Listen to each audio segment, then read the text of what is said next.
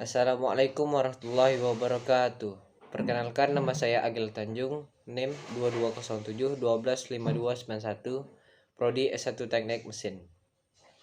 Hari ini saya akan menjawab pertanyaan ujian tengah semester PKN, yaitu pertama, jelaskan mengapa negara perlu menyelenggarakan pendidikan kewarganegaraan secara terus-menerus kurus pada generasi muda. Secara ringkas, pendidikan kewarganegaraan atau PKN diarahkan untuk menanamkan rasa nasionalisme dan nilai-nilai moral bangsa pada pelajar sejak dini. Pendidikan ini menjadi patokan dalam menjalankan kewajiban dan memperoleh hak sebagai warga negara demi kejayaan dan kemuliaan bangsa. Tujuan pendidikan kewarganegaraan ialah menciptakan warga negara, menanamkan memiliki wawasan yang luas tentang negara, menanamkan rasa cinta tanah air dan kebangsaan sebagai warga negara Indonesia dalam diri para generasi muda penerus bangsa. Dipadukan dengan penguasaan ilmu dan teknologi, sehingga terciptalah generasi masa depan yang kelak bisa memberikan sumbangsi dalam pembangunan bangsa. Hal ini juga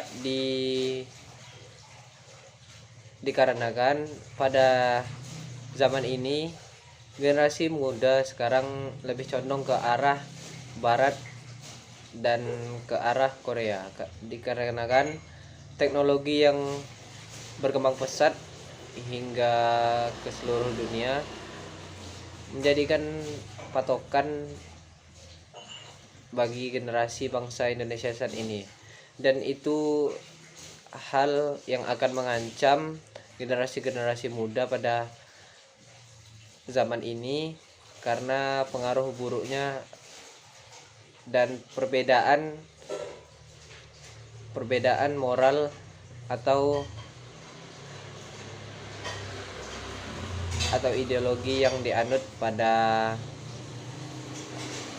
bangsa-bangsa barat sana, sehingga menyebabkan hilangnya atau berkurangnya kultur dan nilai-nilai moral bangsa Indonesia yang ada pada saat ini. Dan itu tujuan pendidikan kewarganegaraan yang ditanamkan dalam diri generasi bangsa Indonesia.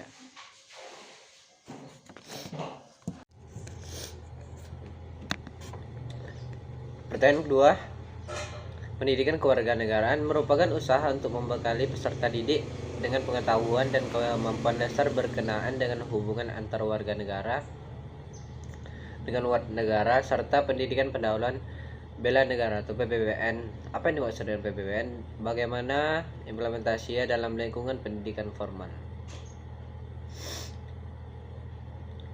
PBBN merupakan proses mempersenjatai rakyat secara psikis mental dengan ideologi Pancasila, kecintaan pada tanah air, kerelaan berkorban untuk bangsa, negara, serta kesadaran akan hak dan kewajiban sebagai warga negara yang bertanggung jawab. Pada hakikatnya, PBBN bertujuan menumbuhkan kecintaan kepada tanah air, kesadaran berbangsa dan bernegara, keyakinan akan kesaktian Pancasila sebagai ideologi negara, kerelaan berkorban untuk negara, memberikan kemampuan awal bela negara. PBBN sebagaimana dimaksud di atas bagi warga negara pada pendidikan formal ialah implementasinya seperti kepramukaan, dan ada juga ekskul paskibraka yang dimana dididik untuk disiplin dan dibekali ilmu-ilmu tentang bela negara atau untuk kecintaan lebih pada negara.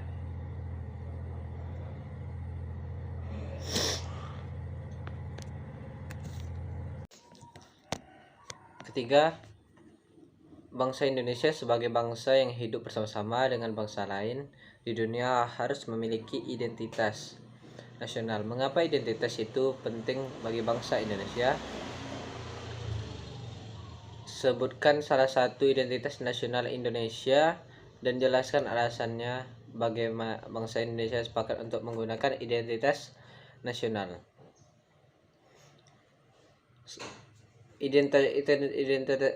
Mengapa identitas penting bagi bangsa Indonesia?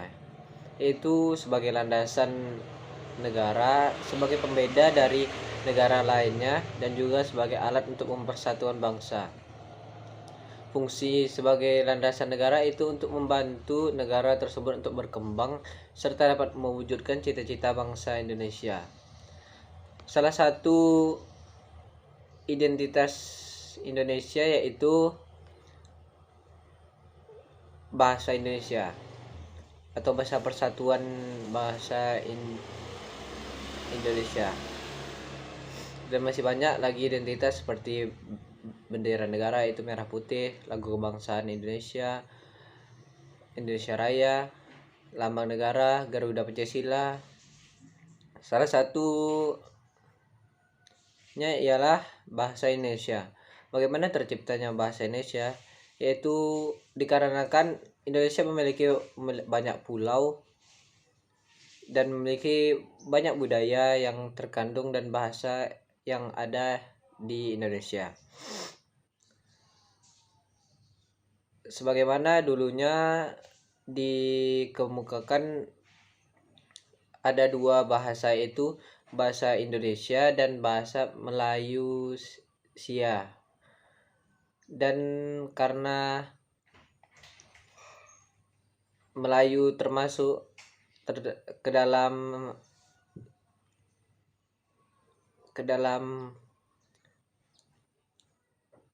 orang tertentu, maka lebih kelompok tertentu, maka Indonesia lah yang dipilih sebagai bahasa kesatuan Republik Indonesia. Pertanyaan keempat, coba saudara jelaskan apa yang Anda ketahui tentang Mahkamah Konstitusi dalam gerak pelaksanaan kewenangannya. Mahkamah Konstitusi berwenang mengadili pada tingkat pertama dan terakhir yang putusannya bersifat final. Pertama, untuk menguji undang-undang terhadap Undang-Undang Dasar. Dua, untuk memutuskan sengketa kewenangan lembaga negara yang memiliki kewenangan diberikan oleh Undang-Undang Dasar. Ketiga, memutuskan pembubaran partai politik. Dan keempat, memutuskan perselisihan tentang hasil pemilihan umum. Pertanyaan kelima, carilah satu kasus berkaitan dengan masalah demokrasi yang terjadi di Indonesia menurut Anda. Uraikan kasus tersebut dan berikan pandanganmu terhadap perkembangan demokrasi di Indonesia saat ini dengan persoalan keberagaman. Ada satu pemilihan yang kurang berkenan bagi saya, yaitu pemilihan Presiden Mahasiswa UNRI tahun 2022. Dikarenakan pemilihannya dengan melakukan metode aklamasi, yaitu pertemuan maupun pemilihan umum, mengakuinya dengan cara bertepuk tangan, sorak-sorai atau pekikan penghargaan lainnya, dinyatakan terpilih. Dalam kasus ini pemungutan suara tidak dilakukan.